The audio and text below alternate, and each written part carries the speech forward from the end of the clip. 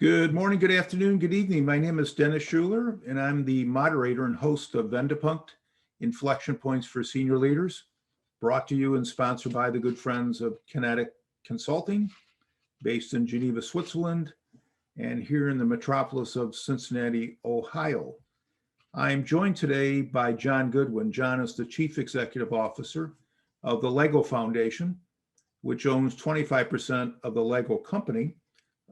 And John previously was the Executive Vice President and CFO for the Lego company. Prior to that, John enjoyed a long and distinguished career at Procter & Gamble, both as a finance executive and a line leader leading a variety of businesses across the globe. I had an opportunity to work with John for a couple of years, just a really tremendous guy, huge intellect, good person at heart, and it's no surprise that he ends up at a company like Lego, which its mission is to make play both fun and educational. Now, the way to kind of get us into the interview is hopefully through a nice little clip here on what's called the Tree of Creativity. It's the largest structure that Lego's ever produced in their corporate headquarters. And literally the building, John tells us, had to be built around this structure called the Tree of Creativity. So I think it's a nice jump off point as we begin the interview to take a view of that clip, and then we'll get into the detailed understanding of Lego and its mission and what John is currently doing as the CEO of the Lego Foundation. With that, let me turn it to the video.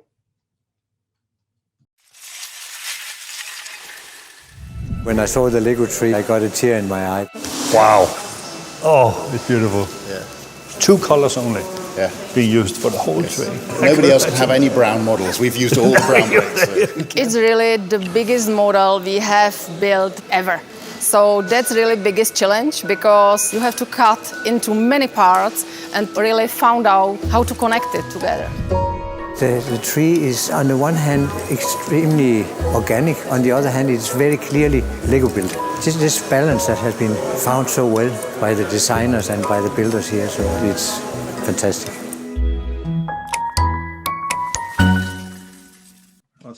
John, welcome to Wendepunkt, Inflection Points for Senior Leaders. Thanks for joining me today from Awesome. beautiful country of Denmark, right? Absolutely, here in beautiful Billund. All right, excellent. Now, many of us, John, are familiar with Lego toys because we grew up with them, or at least our kids had them. But the Lego business is much larger than most people think. The range is pretty impressive. Can you describe the business and kind of just give us a quick tour of Lego just for a moment? Sure. So if I could refer to sort of the Lego ecosystem, as you mentioned, there's the Lego bricks. Got some stuff behind me here. We're all familiar with those fantastic building materials. But then there's also a significant component of digital games, for example. There's Lego Education, which is using the central tenet of the interlocking bricks, but then adding sort of robotics and digital aspects to that to really help STEAM learning in schools. Then there's the Legoland Parks and Legoland Discovery Centers, those fantastic experiential centers around the world. They fall under an organization called Merlin Entertainments, is the legal entity that owns them, but that is now owned by the Lego ecosystem. There's the Lego House, which is somewhat of an adaptation of Legoland Parks. That's based here in Billund. That's like a separate entity, which is known as the home of the brick, but it is the sort of pinnacle Lego experience around. I'm going to ask you about that in a minute. I love it. Yeah, and then there's a whole bunch of licensing activity under the brand name. So the films, many of you would have viewers would have seen.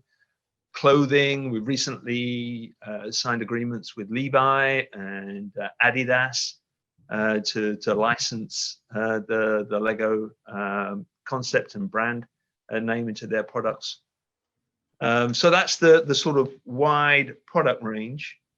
And then that all falls under the ownership of the original founding family. They own 75% of the Lego entities, and then 25% of the Lego entities are owned by the Lego Foundation, which I run.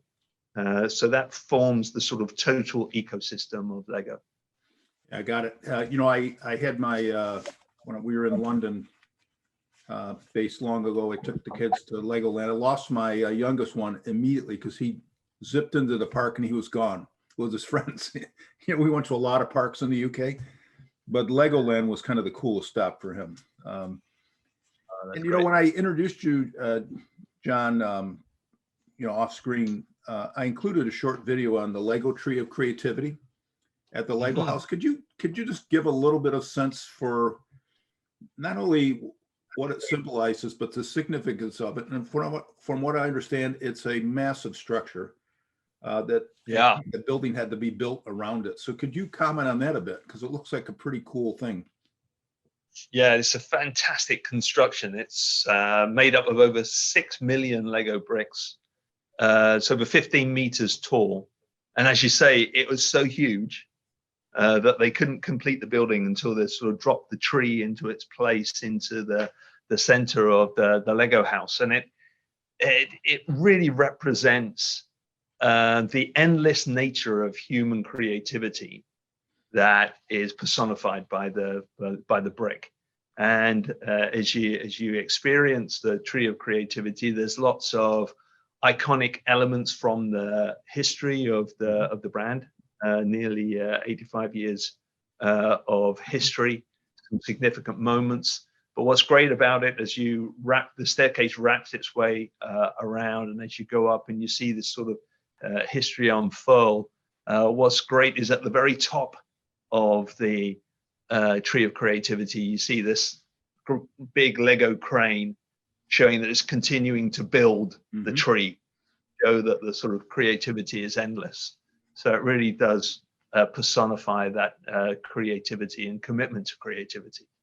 I have to ask you this weird question, because when I did the Brooklands building for P&G long ago in the UK, it was such a beautiful building. We had requests for people to get married in it. Because it was a spectacular building, particularly at night. And I go, listen, it's a nice compliment, but no, we're not going to do that. But how do people react to that? How do your employees react to that? Oh, it's fantastic from an employee point of view. It's almost like a mecca for the organization to just come and experience that. The Lego house is sort of run, as it were, by what we call play agents. And these are wonderful people that facilitate the utilization of the house. And it really is like a hands-on experience. So they do a fantastic job of making it so dynamic. And they do a wonderful job at just stimulating people at the right time to give them ideas as to how they can think about using Lego in new ways. And it really is a fantastic experience in that. There's complete absorption. So it's wonderful for all of our employees to come and have the opportunity to experience it. Yeah, that's awesome. And I would suspect for, if I can use broadly the term, the millennial population, that really is centered on what's the purpose of what I do. It's a visible visual reminder of that every day. Totally. Yeah. And that, as you say, we've got lots of fantastic, great young play agents that bring that dynamism to life. So it's wonderful. I love spending time there. I live probably about 50 meters away from it. So I'm able to, when I have some spare time and I'm in Billund at the weekend, really indulge myself. You have the security guy come in and go, hey, John, you need to leave now. Get out of here. One of the benefits of being the chairman of the Lego house, I get to utilize it. So that's great. You get the keys to the castle, as it were. I understand. Hey, describe the Lego philosophy, which I think is the intersection of work and play, and just tell the listeners how that was developed, and if so, if it's had to be modernized in any way, or is it eternal in terms of this intersection of play and work and innovation and technology. Just describe that. Yeah, it's a great question. And the philosophy or the Lego idea, as it's known within the Lego ecosystem, is really based on the owner family's belief that when it comes to learning, children should be our role models. It's this concept of hands-on, minds-on learning, that the curiosity and the imagination and willingness to experiment that exists within children just makes them natural learners. And if we as adults continue to embrace that mindset, then that is really the way in which we can unleash our creativity to its fullest potential and really develop that zeal for learning all of us that are parents have experienced in like 3 and 4 year olds that just want to know why, and like keep exploring and challenging and figuring out and really embodying that throughout the whole of your life. So that really is at the center of the Lego idea. Yeah, good. That's I was just smiling to myself because when I traveled when my kids were younger, the only thing I brought back when I traveled was Lego stuff. And it was a way to kind of welcome dad back. But then they'd be off for 2-3 hours alone doing their thing.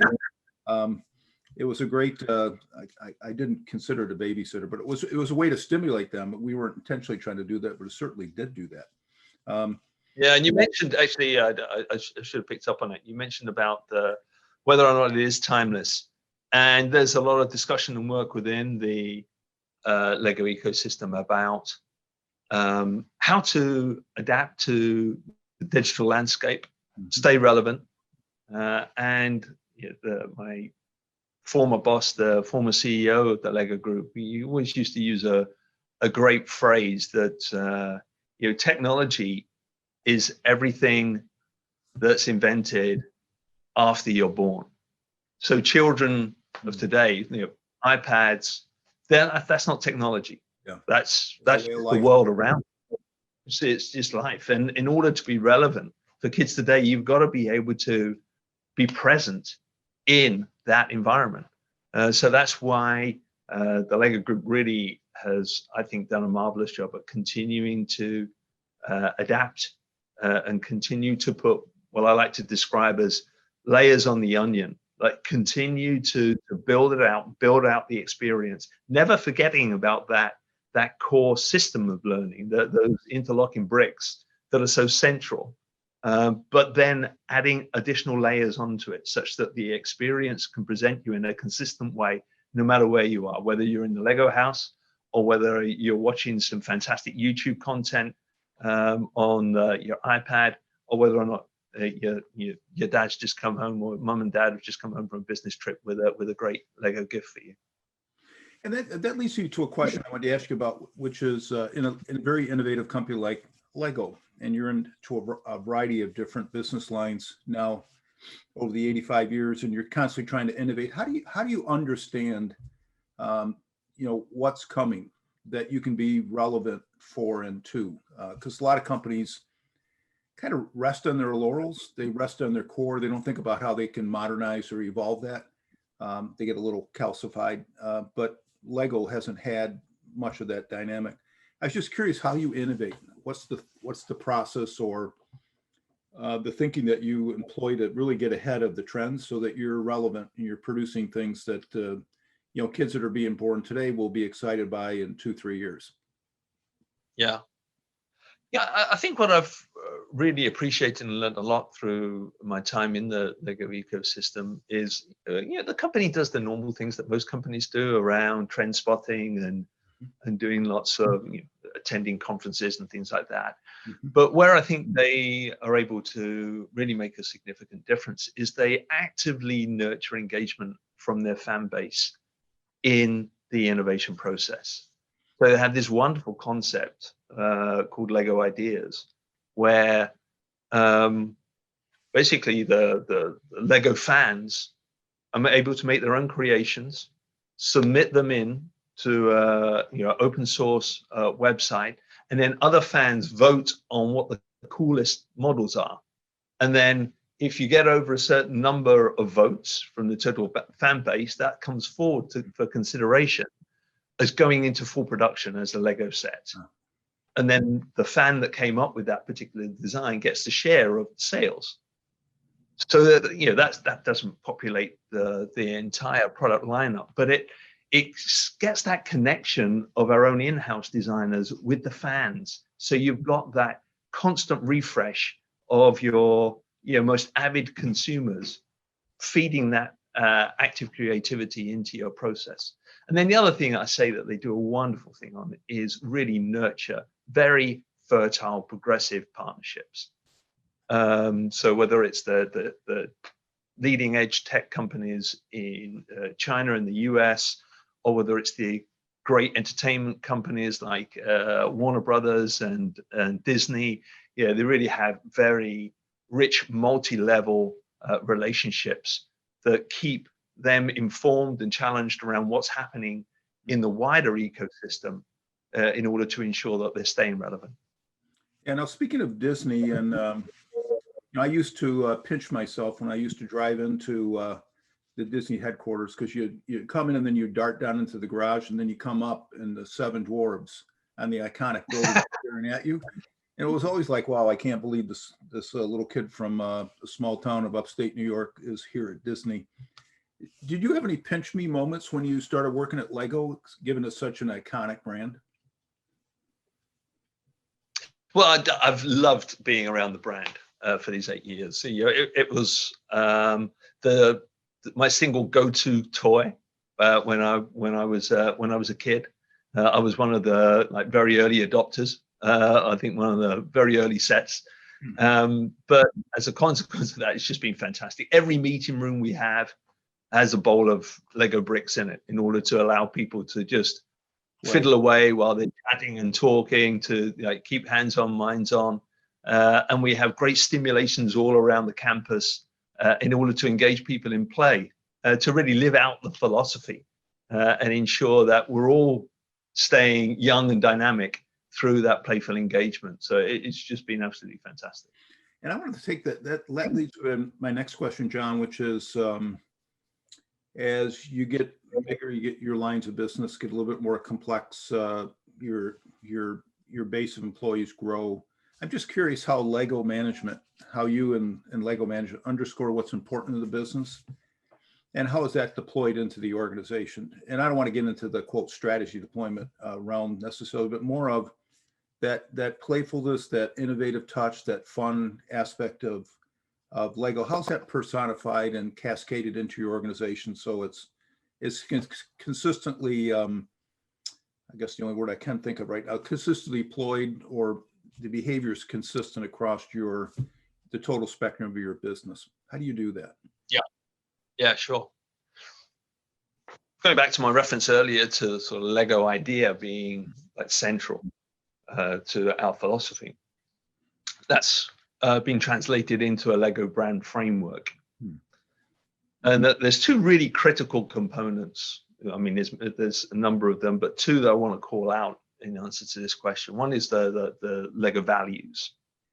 5 values that are really enshrined, and they're not within themselves really surprising. You mentioned fun. Fun's one of our values. Quality is another one, because it's central to everything that we look to produce. But we really look to live those values out and reference them on a constant basis, and challenge ourselves as to whether or not we're truly living that way. And then the other thing that's really important to me around the brand framework are the 4 purpose statements that we have, the 4 areas that we believe if we focus on these 4 things, then we will be doing good business. So we focus on the product proposition. How is the product being received by the consumer? What's the consumer telling us? It's people. What feedback are we getting from our employees about what it's like to live and work within Lego? It's partners. I mentioned earlier about the great partnerships that we have. We test that out on a regular basis. How, what's the pulse feedback that we're getting from our customers, from our suppliers? Are we treating them well? Are we helping them nurture their business in a sustainable way? And then the last one is the planet promise. And this one I think is really very topical at the moment. A lot of that debate and discussion about ESG, the role of corporations. But what I've loved about working in the Lego ecosystem is like way before it was trendy.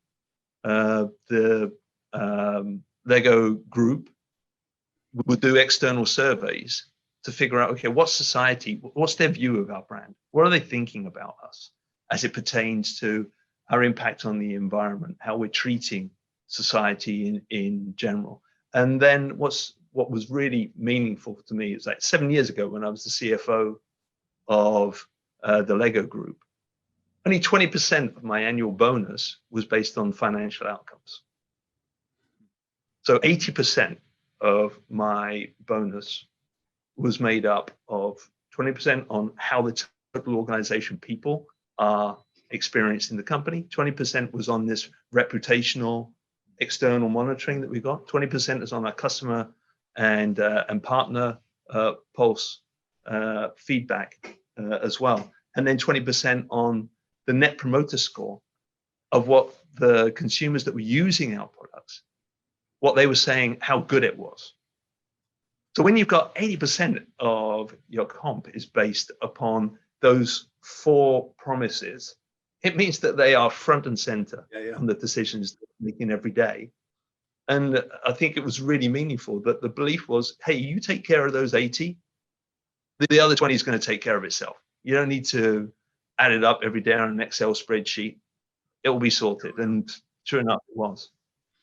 That's fascinating for me, John, because one of our colleagues I spent a little bit of time with recently, Paul Pullen at Unilever, and he had a great 10-year run as their CEO, but he was nicknamed by the Financial Times as Captain Planet, which is kind of a derogatory label for somebody that was really committed to the social good, doing business the right way. And of course, now 10 years later, they accord him the FT's CEO of the decade. So I guess they woke up to the reality of what Paul was trying to do. But I guess what it leads me to is a broader question, which was, what's the role of business in society?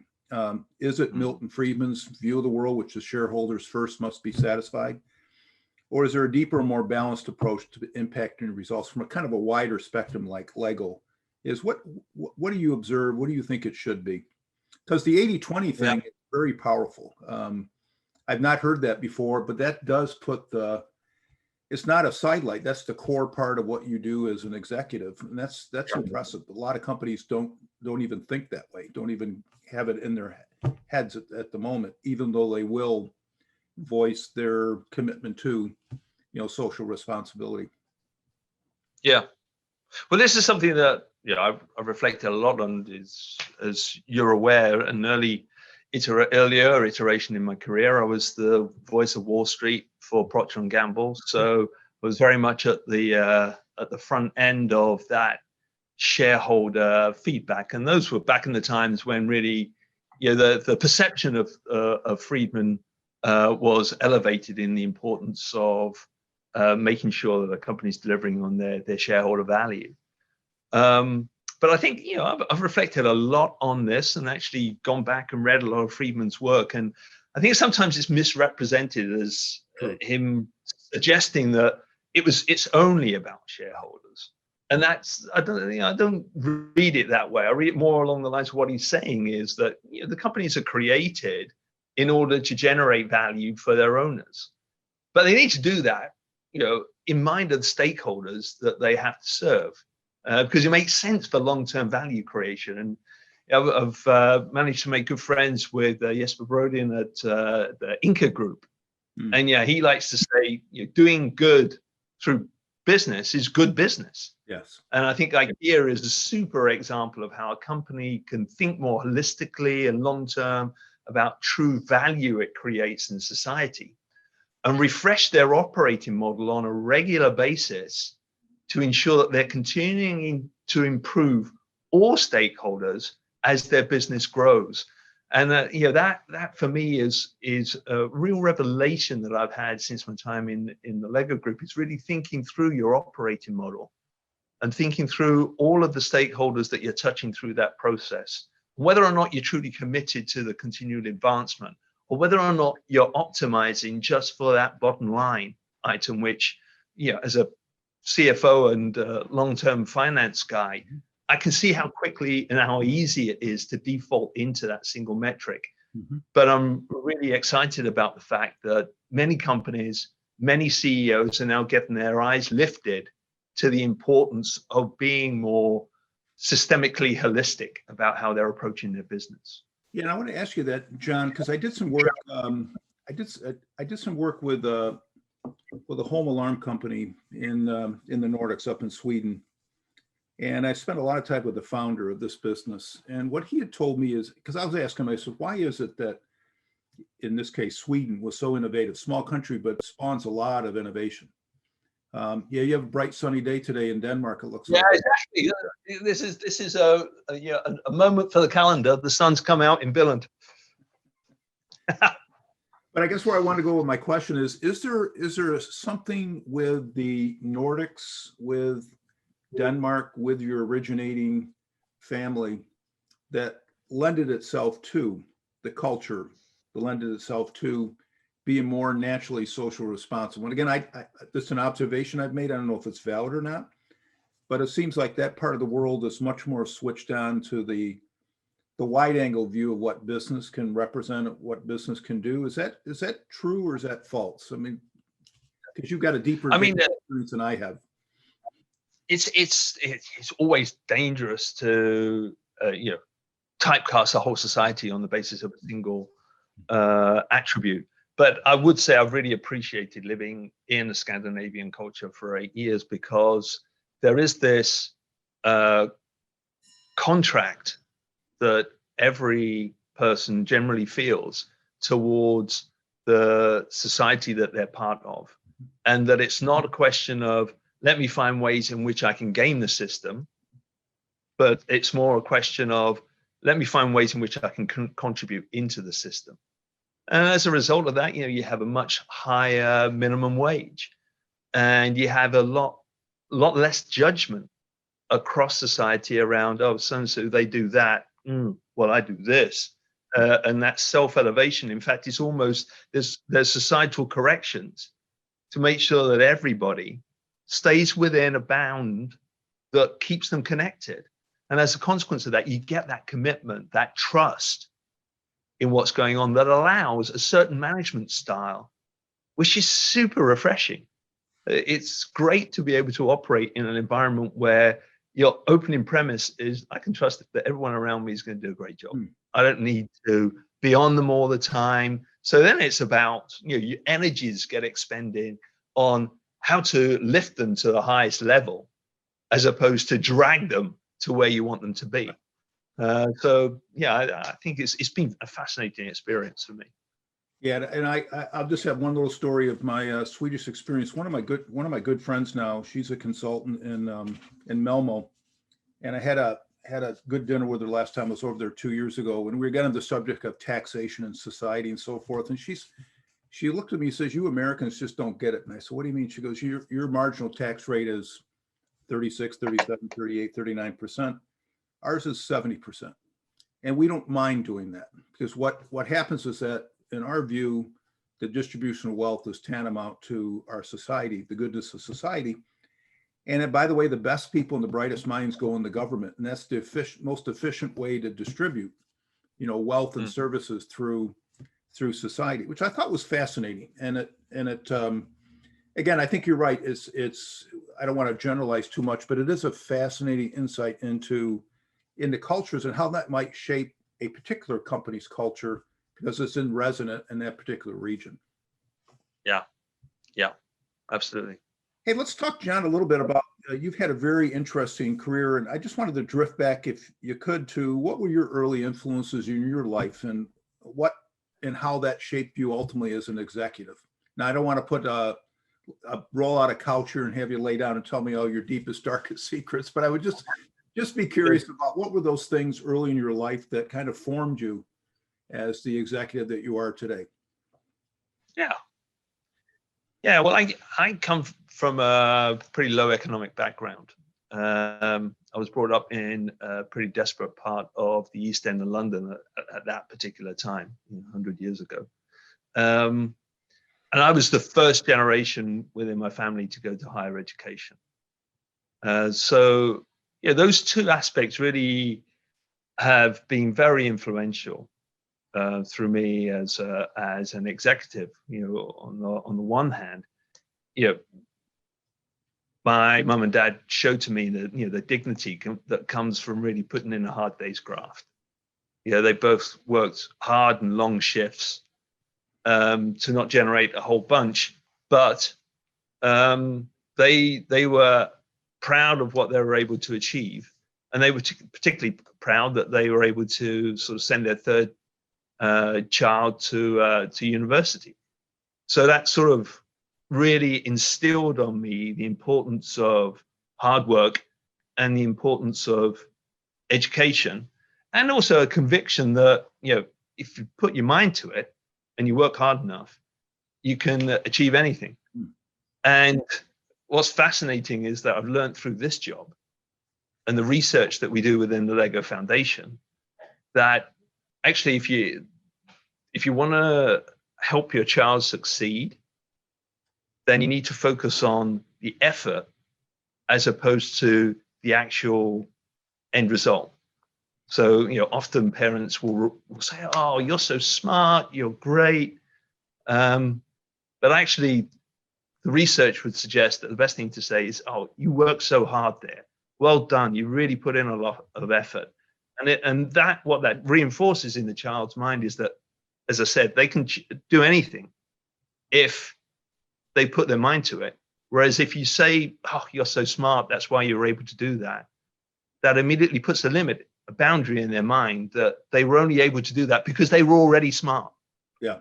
So if they're not able to do something, it's because they're not smart enough. So I think with the benefit of hindsight and what I know now, I know that environment that I was born into and the encouragement that my parents gave me to go through education really did set me up for the resilience and the confidence that I've been able to utilize as an executive. I'm listening intently here about what I might have told my kids when they were younger, whether it was effort or whether you're smart. So I'm going to unwind that. Want to have a little I know every research report that I read in this job, I always have an element of dread around, this is once more going to expose a terrible father. Crap. So interesting enough, I just finished an interview with a guy you might know. He's running a double unicorn in the UK, Greg Jackson, who's running Octopus Energy. It's a green energy company. It's got a $2 billion valuation after 5 years. So I interviewed him last week, and almost word for word, John, he had the same upbringing. Single parent, 3 kids, mom worked 2 jobs. It built resilience, and he told me he was £1 million in debt when he was 27. He's a serial entrepreneur. And it took him 5 rolls of the dice to get to where he's at now, which is this really explosively growth and very profitable company that's taken on the big 6, as they call it, in the energy sector in the UK. But he used the word resilience, that upbringing and that hard work and that vantage point on, there's no safety net. So you better be resilient and you better be able to roll the punches were formative things that drew him to being an entrepreneur and underscores a lot of his success today.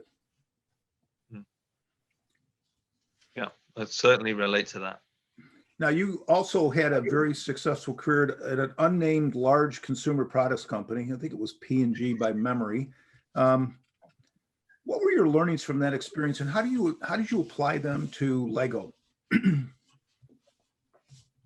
Yeah, I mean, I had amazing 22 years at P&G, such a wide array of experiences, almost ranging the full gamut. So it's awesome to be able to crystallize that into a single learning. But I think one of the biggest things that I took out of it is the company's commitment to promotion from within, and as a consequence of that, how to develop people, and that willingness to grow people, stretch them, take a risk on them with new experiences.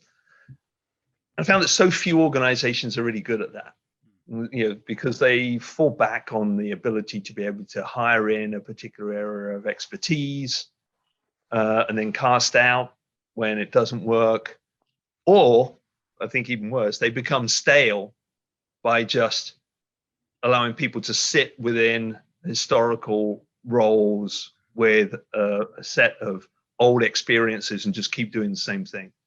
And P&G, because they promoted from within, forced people to move on and keep developing and keep growing, particularly at the early stage where you either sort of kind of were up or out. And that challenge just kept you that zeal for growth and continuing to learn new skills. So I tried to bring that into the Lego ecosystem. When I came here, they didn't have a particularly good track record of sort of promoting from within. They, as I mentioned, would typically hire folks into the roles that they needed. And I was really proud that when I moved on as a CFO, we were able to promote my successor from within the organization, and she was the first Asian female executive in the company. So that was really gratifying. Interesting. That sounds cool. And moving from a fast-moving consumer goods company like P&G to Lego, how much of that was a challenge? How much was it? There was a click, that there was enough similarity that the leap wasn't that high? Because you hear the horror stories of people leaving one company going to another, can't quite find their footing, then they're out in a year or two. But you made that move, I think, pretty seamlessly from all accounts. And I was just curious what your experience was. And maybe it wasn't. It certainly, I was going to say, it didn't feel particularly seamless, I have to say. And we talked a little bit already around the uniqueness, or not so much uniqueness, but difference of the Scandinavian culture, where there's a lot more commitment to ensuring that all voices are heard and that everybody is given that opportunity. And just because you're paid a bit more than somebody else doesn't mean that you're right. So there's a very healthy challenge of the chain of command, and that was a real eye opener, and at the same time a wake up call, because I'd somewhat, being a president in P&G, got a little bit complacent that I'd listen to people, but then I'd take my view and I'd say, okay, that's what we're going to do, and then off we'd go. And really got a lot of challenge within the executive framework within the Lego Group. A lot of feedback, really direct feedback. So that took a bit of getting used to, but as a result of it, I've continued to grow and really feel that I've had the opportunity to broaden my leadership toolkit as a consequence of that. Mm-hmm. And now, John, you moved over to be the CEO of the Lego Foundation. I see the map in back you. I was just curious what the role is of the Lego Foundation, and then what your role is within that as the chief executive. Yeah. Well, I mentioned earlier that the Lego Foundation owns 25% of the sort of commercial activities within the Lego ecosystem. So that means that we're a foundation that is pretty heavily funded, which is fantastic. So 25% of all the profits that are generated from those fantastic Lego products find their way into my foundation. And my foundation is charged with the mandate of redefining play and reimagining learning. So redefining play in the context of society's view of play. It tends to be dismissed as the thing you do when all the important stuff is out of the way. Yeah. And the research says that nothing could be further from the truth when it comes to young children, because effectively play is the work of young children. It's the way in which they make sense of themselves and they make sense of the environment around them. So as a consequence of that, it's really important that we now understand the role that has in a child's life and make sure they have space for that. because that's the best way in which they can get the neurological connections they need in order to display things like critical thinking, problem solving, collaboration, creativity, all those higher order skills that are in huge demand at this point in time. The wiring is laid in place in your brain when you're young. And the best way of doing that is through play. So big mission is to redefine the world's understanding of play. And then secondly, to reimagine learning to help governments, help education systems, help parents rethink how it is that we put structures around children to enable them to learn. You know, there's a lot of drill and kill still around the world in education systems where children are seen as like vessels that we stick stuff in, and we just keep pouring it in, and then they've got to tell us whether or not that we've filled them appropriately. But instead, what we think you should be doing is really helping them nurture those skills that are going to enable them to be agile and adaptive in the future. You know, it's just long gone the days when it's really important that we spend the first 18 years of our lives reading books to make sure that we can assimilate all the facts that we need in order to execute the single trade that we're going to do for the rest of our life until we retire. I mean, that is such a concept from over 100 years ago.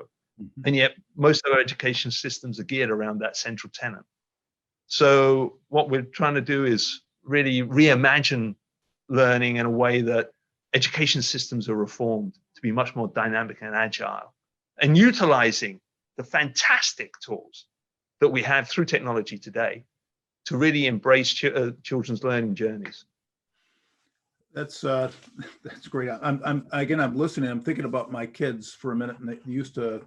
I mean, they went to a really good school, and they educated themselves. And one's a lawyer, one works with me, and they're smart kids. God, I think I told them that too often. Back to your earlier comments, John. I'm still thinking about that. I'm still processing that. Guilty too. Yeah.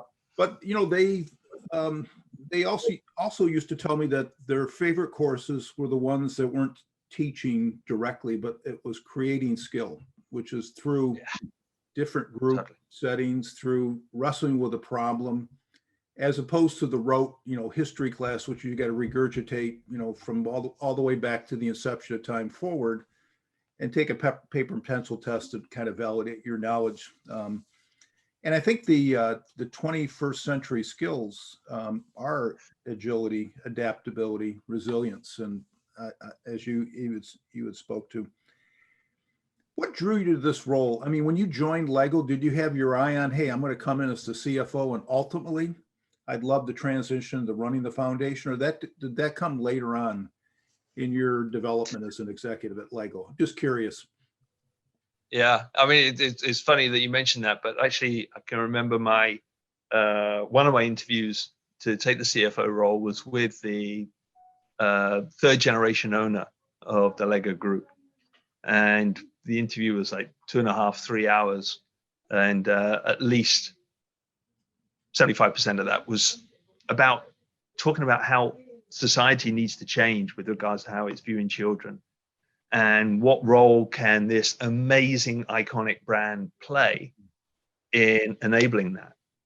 So, that was part of the appeal, though I'd be a fraud if I said that was, this part of a long-term plan. I really came in as the CFO in order to be the CEO of the foundation. Yeah. I was just really fortunate that the position became available as I was moving out of the CFO role.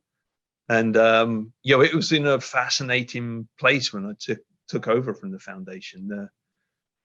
The inflows into the foundation had grown enormously. 500 of the profits in the Lego Group went up 500% in the decade prior to me coming into the role. And yet the foundation had hardly grown at all in terms of the disbursements that it was making or the thought leadership that it was taking on the world stage. So I was charged with the opportunity of really supercharging effectively the foundation to get out there and really drive that central objective of redefining play and reimagining learning. And who would have foreseen that 4 years in, we're in the middle of a global pandemic. Kids are, 1.5 billion kids are out of education systems around the world. They're being homeschooled, or some of them being no schooled at all. And as a consequence of that, there's big, real challenges being made about, what are our educations doing, and are they fit for purpose? So, the foundation is really nicely placed into that dialogue at this point in time. And I'm excited that could be one of the positive things that emerges out of this terrible pandemic. Yeah, indeed. John, I get the impact of the foundation. It's very laudable. It's very cool. I think it's so nice to see you as part of that and leading that. Can you give me a sense of what a day, a week, a month is as an executive of a foundation? Reason I ask is when I worked at Kellogg, we had a large foundation, the William Keith Kellogg Foundation. I think it's the 5th largest philanthropic in the United States, and they really targeted underprivileged kids in terms of nutrition programs, and they were really helpful because 2 of them were on our board, 2 of us sat on their board, so it was a common intersection of interest, which I think made the employment experience that much more unique. But I'm just kind of curious where you spend your time as the CEO of a very impactful foundation. Yeah. Well, we're a little bit unusual as a foundation, because whilst we carry that name, we do a lot of activities ourselves. So in the traditional context of a foundation, I think most of the activity would be involved with distributing wealth to other partners for them to do implementations. But we do some of that, but more and more of our work is around creating ecosystems of impact. Thinking about how it is that we can convene the right partners together in order to really achieve this transformational systemic change that we're looking to bring about in the world in different countries where we operate. So we do that through a combination of sort of designing programmatic implementations with our partners, doing advocacy of governments with our partners, and then placing research with academic institutions, and even doing some research ourselves, and then sharing that out amongst the community to figure out, okay, what are we learning from this, and how can we do a better job collectively? Some great work that's been done and recently reported by Daniel Epstein on wicked problems, and he wrote this great book called Range, and he talks about the fact that wicked problems really are already solved by a specialist in the particular field that wicked problem's in, because you need to bring together people that are outside of the subject matter to bring in different thoughts and different ways of doing things to really create that innovation crucible that can get the breakthrough for transformation. And if ever there was a wicked problem, it's reforming education systems, because there's so many stakeholders and there's so much complexity. So a lot of my time is spent figuring out how do we convene and create those ecosystems that are going to be able to generate systemic change. But it's absolutely fascinating. So to answer your question, the day and the week and the month, I can honestly say in the last 4.5 years, every day, every week, every month has been different, and rarely gone to plan, because it's such a VUCA environment. So you have to be adaptable. So I've really learned how to lead through a compass versus a map, because I just realized pretty early on the futility of developing like a traditional strategy with details of we'll do this by then and this by then, but instead really creating this North Star of what it is that we're wanting to achieve, and then constantly adapting and bring partners in and nudging towards that, but being blown around sometimes by the changing winds, but being able to adjust to that. And that leads me to my next question, if I could, John. Employees are demanding that companies step up and help solve vexing societal issues. I mean, I think that's pretty common with the next generation that's coming. And obviously you guys are on the forefront of that with your business model and the core values that you have as a company. But what advice would you have for leaders that, and emerging leaders, about how they can help companies be more thoughtful in this arena? Because I think that's the role ultimately. Governments are not going to solve the issue. It's got to be the multinationals, it's got to be the large companies that have resources, both financial and human resources, be able to drive some of this. So what advice would you have for the emerging leaders in their particular companies about how they can assist, how they can drive some of this behavior? Yeah, great question, challenging one. I'm increasingly a strong believer in the power of the public-private sector partnerships in order to solve some of the big societal challenges that we have. I think it was really astute that the Sustainable Development Goal number 17 is partnerships. Because I think as Bill Gates coined, we're only going to solve these SDGs through innovation. No. It's not going to be through the amount of money that we throw at it. We have to innovate.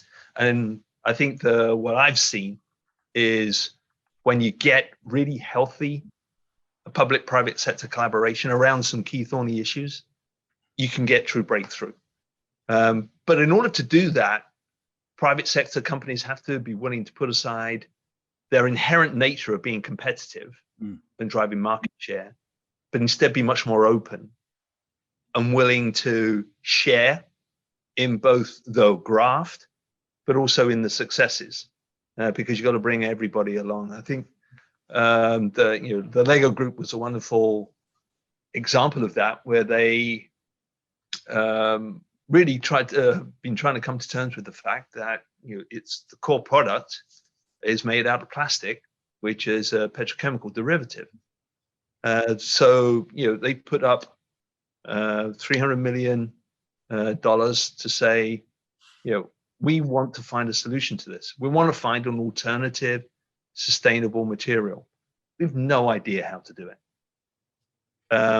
But we're setting ourselves a challenge that by 2032, we're going to identify a sustainable material. But we're only going to do that if we collaborate with the experts that are in the field, the petrochemical companies, the chemical companies. They're way outside their sphere of expertise, but clearly a central component of their operating model. So if they don't step into that, then it's unlikely that the innovation occurs. So that's what I would say. It's you got to put big challenges out there, and you've got to be willing to step into the void, but bring others along with you in that process, because that's where true breakthrough innovation is going to occur. Yeah, interesting. That's where Pullman's going with his new company, Imagine, which is bringing companies together on a partnership basis, trying to reduce the competitiveness that exists between companies, but harnessing the resources across companies to get at and drive change against areas that really need change. I'm just curious on your example on the bricks around petrochemical. I hope that innovation is also that it's soft when you step on it in the middle of the night when your kids have left their toys out on the floor. Not a chance. I don't think so. That's all part of retaining agility and endurance. Once they step on that, all that hopping around that you do after that, it's a great way of keeping parents mobile. Hey, John, what advice do you have for what advice do you have for young people about how they determine if a company they're considering joining is really serious about purpose and cause and mission, and what separates the ones that truly believe versus ones that are going through the motion? Because when I look at the folks that are watching these webcasts, there's a decided young tilt to this. So people are getting inspiration and thoughtfulness from advice that executives like you can provide to young people. So what would you recommend?